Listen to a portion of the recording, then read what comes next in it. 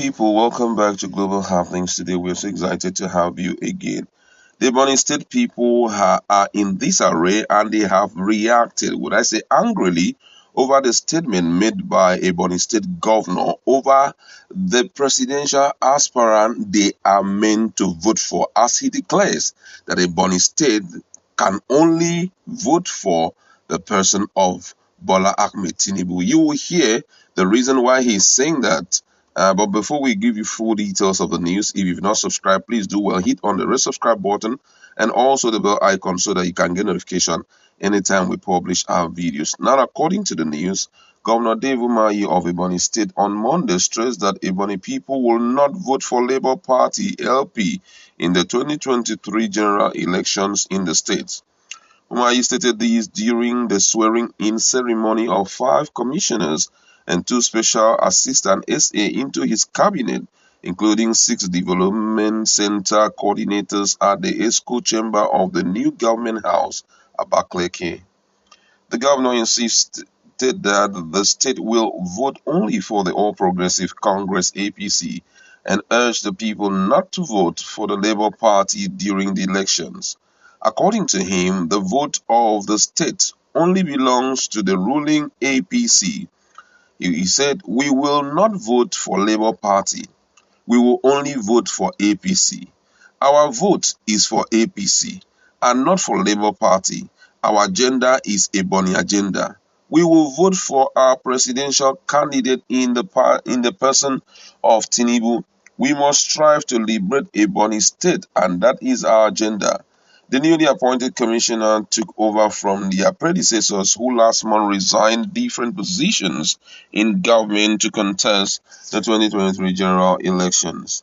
The newly sworn-in commissioners include Mr. Celestin Nwali, who is expected to take over from Barrister Onyekachi Nwaiboni as Commissioner for Capital Territory Development. Chief Matthias Adum takes over the Ministry of Lands and Survey, while Chief Romanos Nwazum is to oversee the Ministry of Infrastructural Development for Concession. Others include Chief Chris Uchaji, Ministry of Solid Mineral Development, Mrs. Beatrice Eze, Ministry of Culture and Tourism, Chief Chuks Okor, Special Assistant on Strategy, while Mr. Uchenna Otu, Special Assistant on Transport.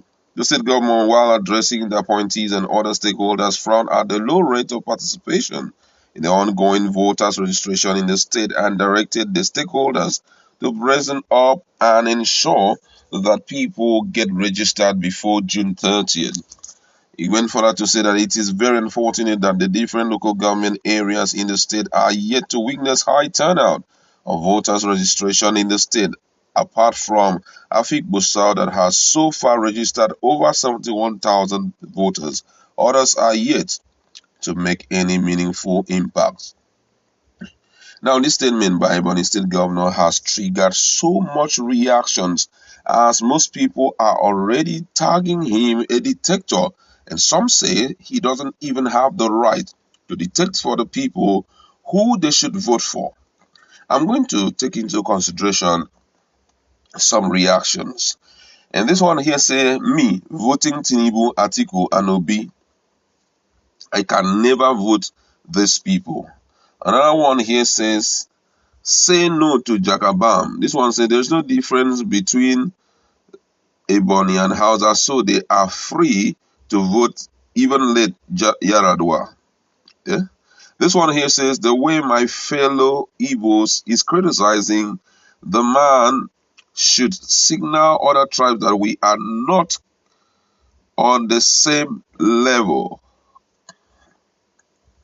Another person here say he has been very jealous of Obi. Remember his action in 2018 when Atiku took Obi on as his running mate. Yes, I could still remember what happened during that time. Another one here says, rest in peace, we are prepared for you. This one here says, how many votes did you get in primaries? That is what will happen come 2023. This one here says, Dave Umahi, it is time you forget about this, your attitude. It doesn't make any sense. Even instead of you to support your brother. You are busy supporting a party who had promised to give you elective position but couldn't do anyone for you. Excuse me. Another person here says, Oga Governor, speak for yourself. You have the right to vote for any one of your choice, and we also have the right to vote for any one of our choice. For me, it is obedient, nothing less, nothing more. Another person here says, can you now see that the issue of betrayal that he threw at Ohaneze Ndigbo was not actually true? Imagine our own is going for president. Instead of him standing by us, he is now ready to betray him. This one say, Ebonyi people will disregard what you are saying on the election day and they will give their commitment to the person of Peter Obi. Another one here says, by now you should be talking about who the people of Ebonyi vote for. You should lick your wound soon. Go vote your preferred candidate and allow Ebonians vote their conscience. Another one here says, there is no difference between Ebonyi and Hausa, so allow these people to do what is in their mind. Another person here says, this is betrayal of the highest level. I normally say it that you cannot trust an Igbo man. I wonder what they are looking for in presidency. Somebody here says they value the party more than their region. That is what we are seeing. The Igbo people will not cease to amaze me. So many reactions coming in there. The thing is just pouring in. I mean, the reactions and people are not happy. Well, I've always told us that in this particular platform, we are always very objective. I mean, I think the first thing that is most important to these guys is their party, what will benefit their party, and secondly, what will benefit them. In other words, if Peter Obi decides to be the president, of what benefit would it be to him? That's the next thing he will be saying. And he doesn't want it to happen that during his time, the APC party was destabilized, or um, because of Labour Party, or let me say regional differences, or let me say ethnic sentiment, the people ended up voting for another party. Right now, what is most important is not even Labour Party for him. It's not Labour Party. It's not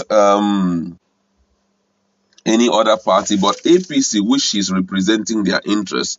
But then I feel that if he had spoken so well about the issue of betrayal that they have suffered thus far in the hands of government, which has made him to demand that Igbo should go and get their PVC, I feel that in this case, he should be quiet, and allow the people to choose anyone they want to vote. After all, even the people who had given you lofty promises, at the end of the day, they failed. They couldn't do what they promised you. So wisdom is profitable to direct at this point. Yeah, I know the party is of great importance to him because that is what will cover him up in event of any form of, checks and all of that. But I feel that if an Igbo man comes on board, there will be so much regards for the Ndibo and all of that. Well, that's his viewpoint, and I've given my viewpoint. What